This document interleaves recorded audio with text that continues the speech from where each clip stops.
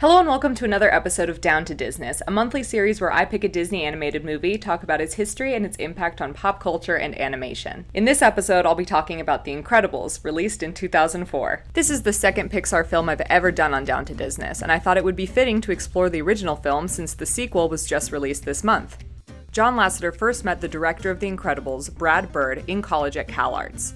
Lasseter knew that he wanted Bird to work on something with him at Pixar, and actually first invited him to join the team in 1995 when they were working on A Bug's Life.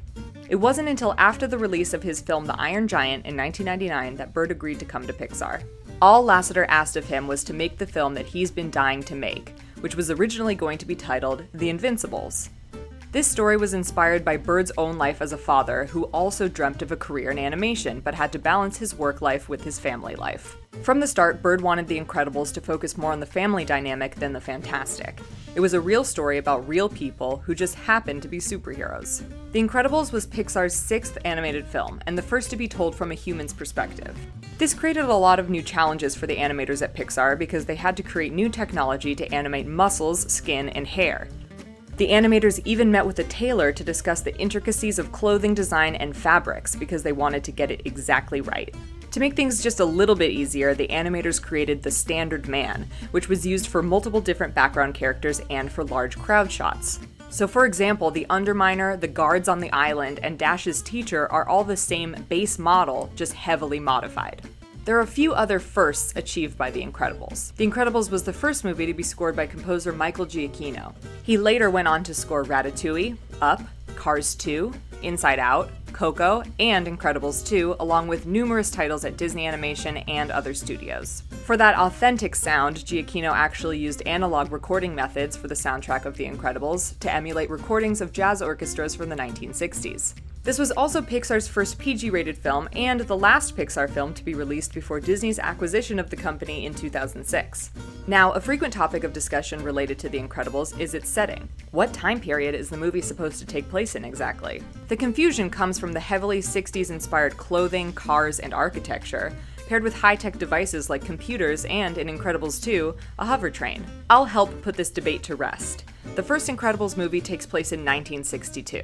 You can clearly read the date on the newspaper that Bob reads near the beginning of the film. This means that the early shots of Mr. Incredible and Elastigirl meeting on the rooftop takes place in the late 1940s. The unique design of the characters in The Incredibles was exceptionally well done, and this is in part due to the unique voices of some of the cast. Brad Bird has said that he found the voice for Violet when listening to an episode of This American Life on NPR that featured Sarah Vowell. She had never acted before and was hesitant to take the part, so Bird had to convince her by having a few animators animate to one of her segments from This American Life. The voice of Dash was originally done by Spencer Fox, who Bird would often have run laps around the studio to get an authentic, out-of-breath sound. And Bird's own son Nicholas was also in the movie as the boy on the tricycle who sees Bob pick up his car in the driveway.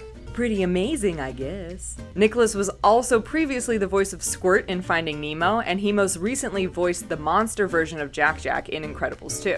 Brad Bird originally wanted the role of Edna Mode to be voiced by Lily Tomlin, but Tomlin turned down the role when she heard Bird's test vocal track for Edna, saying, "What do you need me for? You've got it already." You're depressed, darling. To impress, you must express. Bird ended up doing the voice of Edna for both films, with her physical design being modeled after the costume designer Edith Head. Edna Mode ended up being such a popular character from the first film that she was digitally added to the 2005 Oscars to present the award for Best Costume Design. And while he didn't voice him, Brad Bird was the inspiration for the look of the villain, Syndrome. Originally, Syndrome wasn't going to be the only villain in the movie.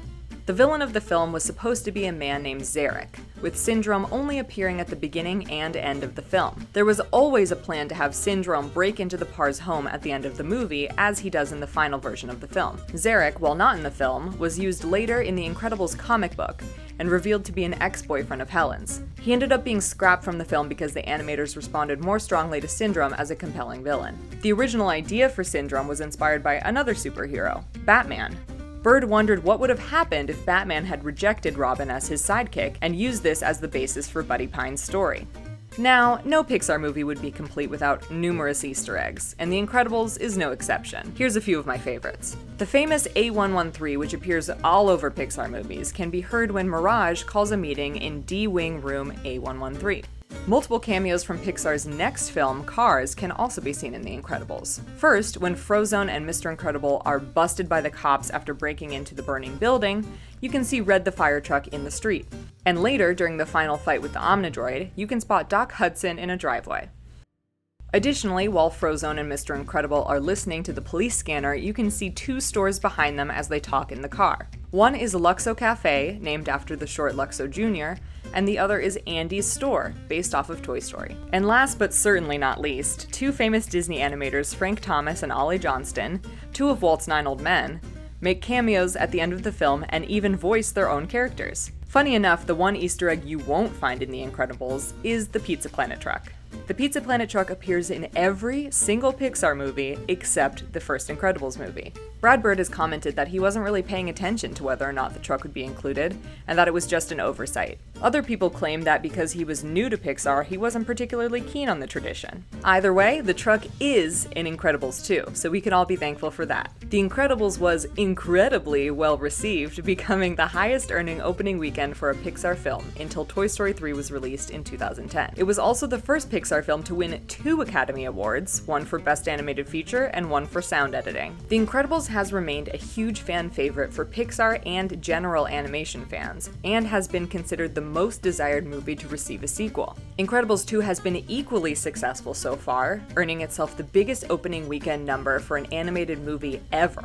The Incredibles appeals to a huge number of viewers thanks to the intense action sequences, heartfelt family moments, and diverse set of personalities in the cast. It's an achievement for Pixar and the entire field of animation for pushing forward the technology used to animate humans with CGI. All of us fans of the revival-era Disney films like Tangled, Frozen, and Big Hero 6 have The Incredibles to thank for making this kind of technology possible. Thank you so much for watching this episode of Down to Disness. Let me know what you think about The Incredibles in the comment section below, and as always, leave suggestions for what movie you'd like to see me do next month on Down to Disness. See you real soon.